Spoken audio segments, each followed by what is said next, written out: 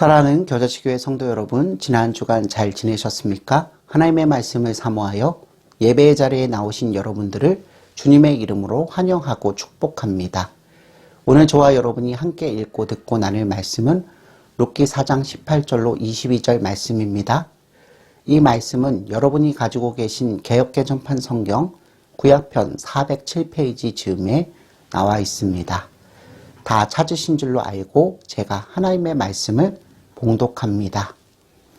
베레스의 계보는 이러하니라. 베레스는 헤스론을 낳고 헤스론은 람을 낳았고 람은 암미나답을 낳았고 암미나답은 나손을 낳았고 나손은 살몬을 낳았고 살몬은 보아스를 낳았고 보아스는 오벳을 낳았고 오벳은 이새를 낳고 이새는 다윗을 낳았더라. 아멘. 사랑하는 성도 여러분, 방금 읽으신 본문 말씀에 의하면 베레스의 족보가 다윗에게까지 이어지고 있음을 쉽게 파악할 수 있습니다. 베레스는 유다와 다말 사이에 태어난 쌍둥이 아들 가운데 하나입니다. 그러나 베레스의 족보 뒤에는 엘리멜렉이라는 한 유대인 가정의 이야기가 담겨 있습니다. 엘리멜렉은 흉년으로 가족을 데리고 이스라엘을 떠났습니다. 그러나 기근 때문에 모압으로 이주한 것이 이들 가족에게 더 큰 비극을 가져왔습니다. 왜냐하면 모압 땅에서 가장인 엘리멜렉이 죽고 그곳에서 결혼까지 한 두 아들이 자녀를 두지 못한 채로 각각 사망하였기 때문입니다. 하지만 성도 여러분, 이들의 불행한 삶은 하나님의 구원을 이루어 나가는 일에 크게 선용되었습니다. 하나님께서는 엘리멜렉 가문의 배후에서 보이지 않게 줄곧 섭리하셨습니다. 하나님께서는 미망인인 나오미와 그의 며느리인 룻을 베들레헴으로 기양시키시고 룻과 보아스의 재혼을 통해 이스라엘의 다윗 왕이 출생하는 길을 열어주셨습니다. 사랑하는 성도 여러분, 다윗 왕은 어떤 사람입니까? 다윗 왕은 하나님 앞에서는 경건하고 적군 앞에서는 용맹했던 이스라엘 최고의 왕이었습니다.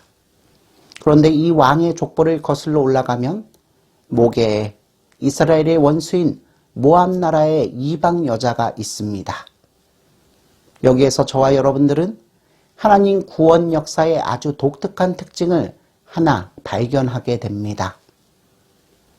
하나님께서는 매우 자주 천하고 무시당하는 자들을 위대하게 들여쓰십니다. 룻은 멸시와 미움을 받던 이스라엘의 적국인 모압 백성이었습니다. 그러나 하나님께서는 한 평범한 이스라엘 가정이 모압으로 이주하게 되는 사건을 통해서 룻이 여호와 하나님을 믿는 계기가 되게 하시고 더 나아가 이스라엘 백성의 가장 위대한 왕인 다윗의 조상이 되게 하셨습니다.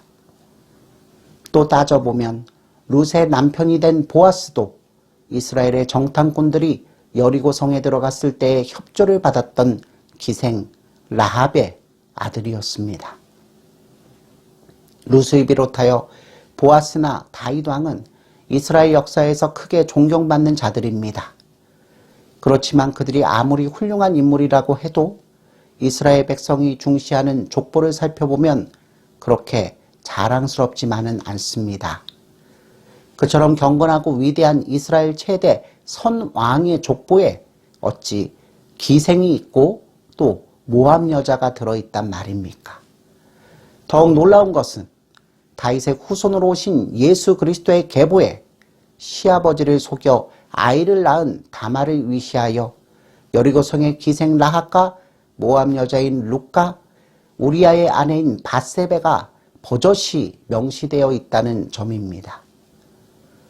이것은 무엇을 말합니까? 하나님께서는 인종을 가리거나 직업이나 신분을 보고 사람을 쓰지 않으신다는 것입니다. 유대인은 선민이라고 스스로 자랑할지 몰라도 그들의 족보를 보면 이스라엘은 단일 민족도 아니고 특별히 타민족을 내려다보아야 할 아무런 이유가 없습니다. 오히려 이스라엘은 부끄러운 역사를 지니고 있는 민족입니다. 왜냐하면 이스라엘은 하나님께로부터 유별난 사랑을 받고 세상의 빛과 소금이 되기 위해 하나님께로부터 선택된 민족인데도 불구하고 그들의 역사는 온통 우상숭배로 일관했기 때문입니다. 그러나 성도 여러분, 여기에서 더 이상 더 생각해보면 이 땅의 모든 민족과 모든 사람들이 하나님께 불순종했던 아담과 하와의 후손이라는 점을 저와 여러분들은 너무나 잘 알고 있지 않습니까? 나만 잘났다고 큰소리치는 교만한 인간도 모두 큰 죄악에 빠진 죄인에 불과합니다. 너무나 놀라운 것은 하나님께서는 이런 인간을 불쌍히 여기시고 구속의 계획을 세우셔서 그리스도를 세상에 보내신 것입니다. 그리고 더더욱 놀라운 것은 하나님께서 예수 그리스도의 탄생을 위해서 사용하신 사람들 가운데 세상이 경시하고 고개를 돌릴 수밖에 없는 천민이, 더러운 자가 적지 않다는 사실입니다. 사랑하는 성도 여러분, 저와 여러분 같은 극악무도한 죄인들도 하나님의 위대한 구속사역에 쓰임받을 자가 될 수 있습니다. 이런 까닭으로 지금도 하나님께서는 낮고 천한 자들을 은혜의 문으로 불러 모으시고는 기어코 하나님 나라의 역군이 되게 하십니다. 돌이켜보면 하나님의 구속사역은 참으로 경이롭습니다. 이스라엘 백성이 선민으로 하나님께 택감을 받았지만 하나님께서는 이미 이스라엘 속에 이방인 피가 섞이게 하셨고 구속의 대상이 이스라엘뿐만 아니라 전 세계로 확대된다는 것을 베레스의 족보를 통해서 암시하셨기 때문입니다. 다윗의 경우를 보아도 그는 룻의 증손자였기 때문에 모압 사람의 피가 흐르고 있었습니다. 이것은 하나님께서 일찍이 아브라함에게 주셨던 이방 민족에 대한 구원 계획이 부분적으로 성취된 것입니다. 그리고 이것은 여러 세기를 지나 하나님께서 당신의 가장 사랑하시는 아들 예수 그리스도를 이 세상 가운데 보내시는 사건을 통해서 완전히 성취되기에 이릅니다. 그런데 성도 여러분, 구속에 관한 하나님의 이런 방법은 사실 사람들이 전혀 예상하지 못했던 것입니다. 그도 그럴 것이 세상을 구원하실 메시아라면 당연히 왕궁에서 태어나거나 적어도 명문 귀족의 족보 가운데 나와야 하지 않겠습니까? 이 땅을 살아가는 대부분의 사람들은 순수한 혈통과 이름난 가문을 매우 좋아합니다. 왜냐하면 그것은 우월의식 때문입니다. 그러나 하나님께서는 우리들의 생각과는 정반대로 혼혈 이스라엘 사람을 일으키셨습니다. 그들은 노예민족으로 400년 동안이나 애굽에서 종살이했던 수치스러운 과거를 지닌 자들이었습니다. 그러나 하나님께서는 그들을 바로의 손에서부터 구출하시고 기어코 당신의 언약 백성으로 삼으셨습니다.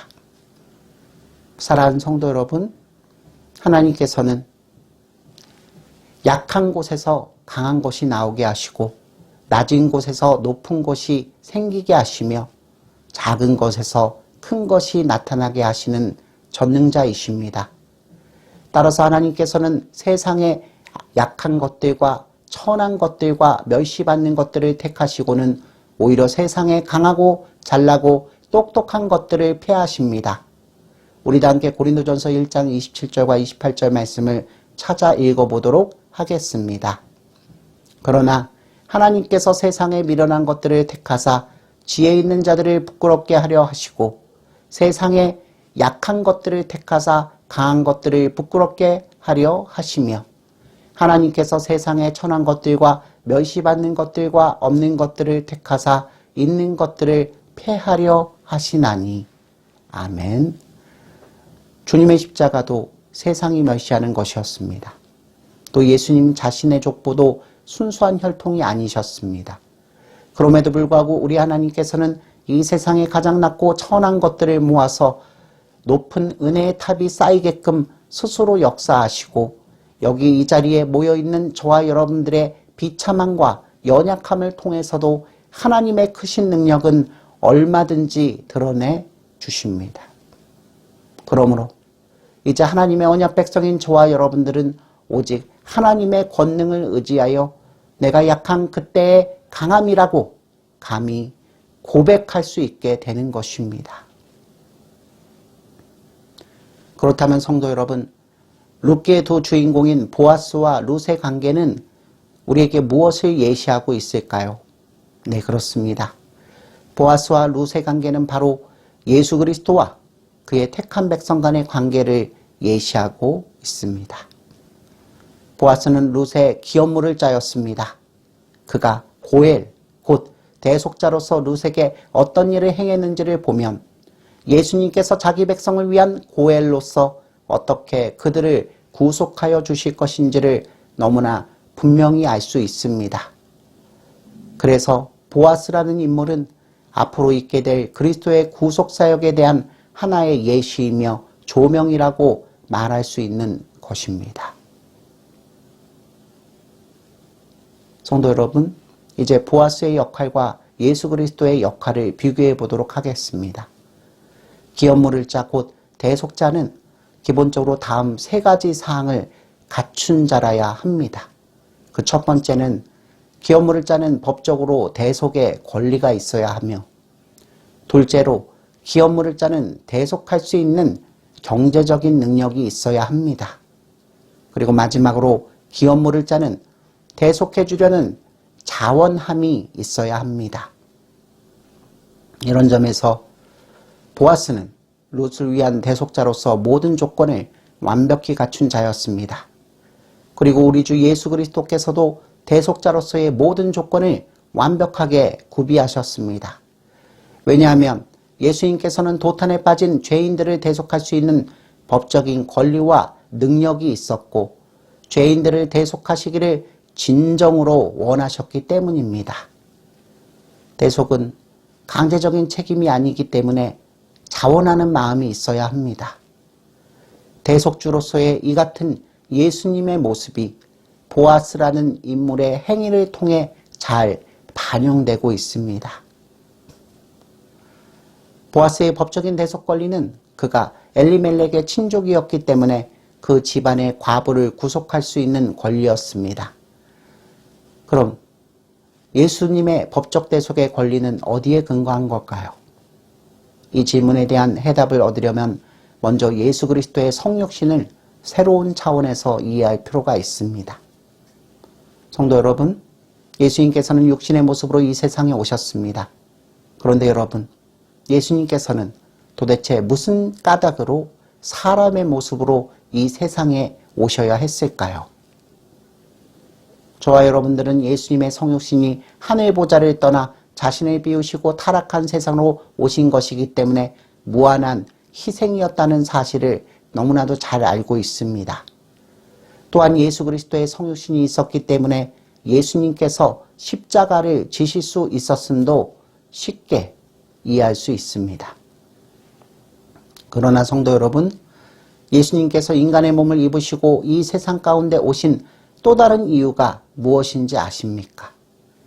그것은 바로 예수님께서 죄로 얼룩진 우리 인간의 대속주가 되시기 위한 법적 권리를 확보하시기 위해서였습니다. 다시 말해서 예수님께서는 우리를 대속하시기 전에 먼저 우리 인간과 친족 관계를 가져야 할 필요가 있었습니다.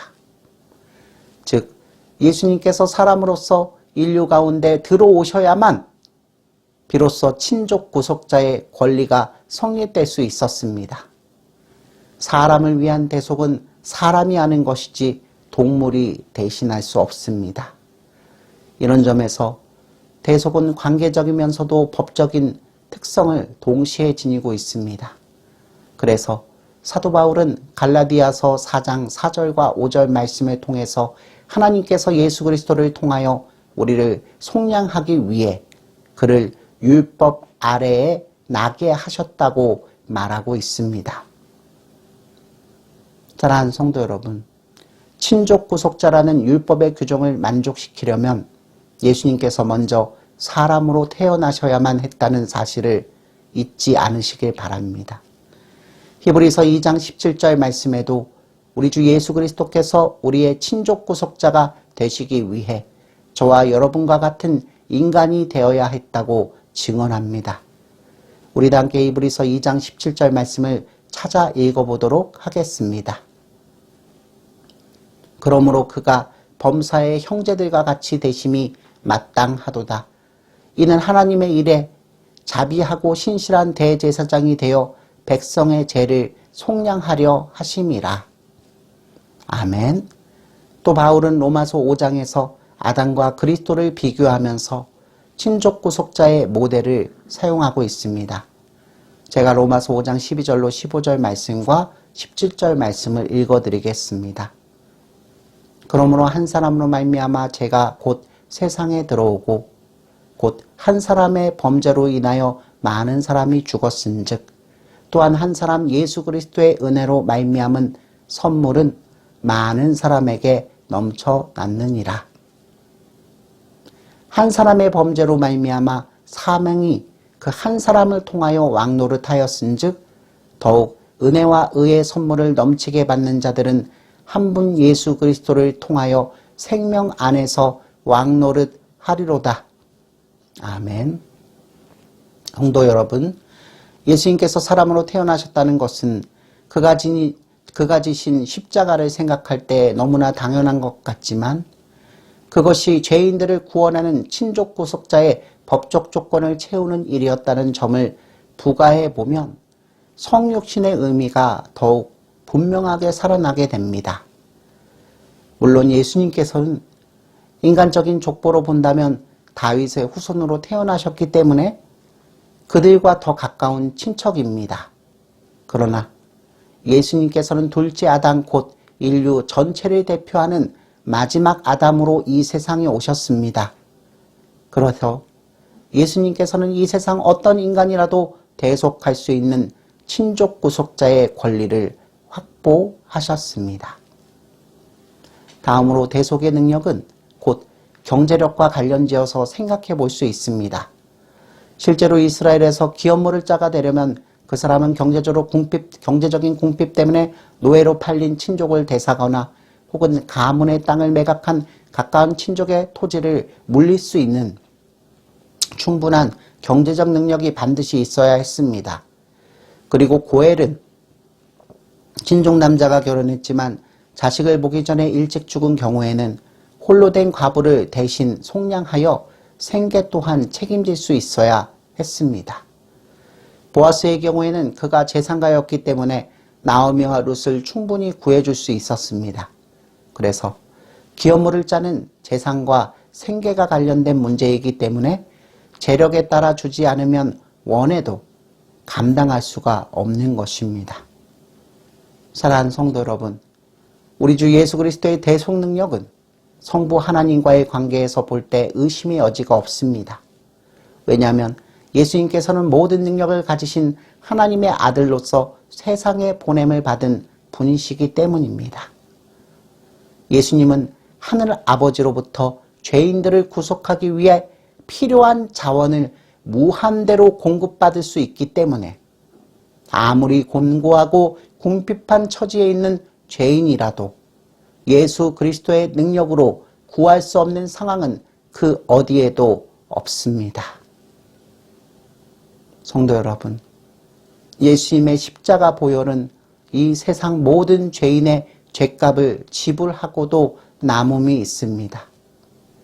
또한 예수님께서는 대속한 죄인들에게 새 생명을 주시고 하나님 나라에서 영원토록 살 수 있게 해주십니다. 그러므로 이 자리에 모인 저와 여러분들은 죄인의 모든 죄를 씻기시는 주님의 보혈과 새 생명의 공급은 바로 우리 주 예수 그리스도의 대속 능력에서 비롯된다는 것을 명심해야 할 것입니다. 다음 이 시간에는 보아스와 예수님의 자원성이라는 제목으로 예수 그리스도의 대속 사역의 자원성에 관해서 자세히 살펴보는 시간 갖도록 하겠습니다. 아멘.